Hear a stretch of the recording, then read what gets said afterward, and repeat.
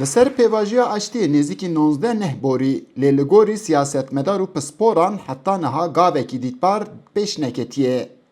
Kürtlerin kimlikleriyle yaşama ve örgütlenme hakları var. Efseroka giştî ya Dem Partiyê Tulay Hatîmoğulları jî duh li parlamentoyê di civîna grûpê de bangî desthilatiyê kir ku bila zagona çarçoveyê di meha tîrmeyê de derkeve.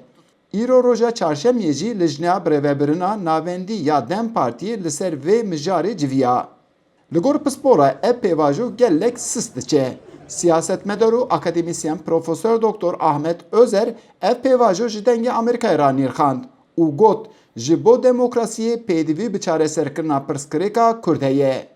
Silah ortadan kalkınca Dema çek ji holerabe peşiya demokrasiye vedbe.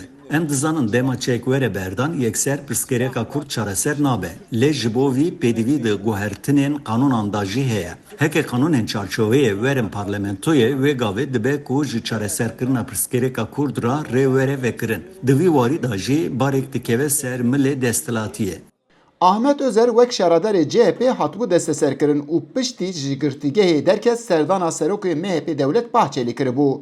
Özer radigîne ku Bahçelî çiqas vê pêvajiyê bide destpêkirin jî lê aktorê esasî Serokkomar Recep Tayyip Erdoğan e. asıl aktör Sayın Erdoğan'dır. Heke gavek were avetin pêdiviya esasî bi Erdoğan heye ji ber ku aktorê sereke Erdoğan e. Li gor min di vî warî da serê wî hineke tevlihev e. Ji bo hilbijartinê bêtir hesabên xwe dike. Ev yek jî pêvajoyê sist kiriye. Di vê derê da heke gavek neyê avetin di xeterekî mezin jî bi xwe re dê bine û pêşiya provokasyonan veke.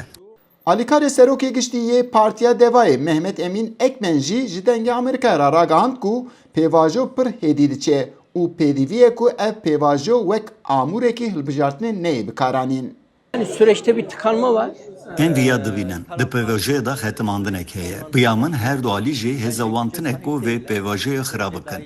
Bi xwe jî dibêjin em girêdayî çareseriyê ne. Lê pêvajo pêş nakeve. Ev pêvajo gerek neye qurbankirina hilbijartinê. Berî hilbijartinê pêdiviyê were çareserkirin. Hêjayê diyarkirinê ku ev pêvajo ji aliyê rayedarên hikûmetê ve jî bi awayekî erênî tê şîrovekirin. Eyüp Demir, Dengê Amerika, İstanbul.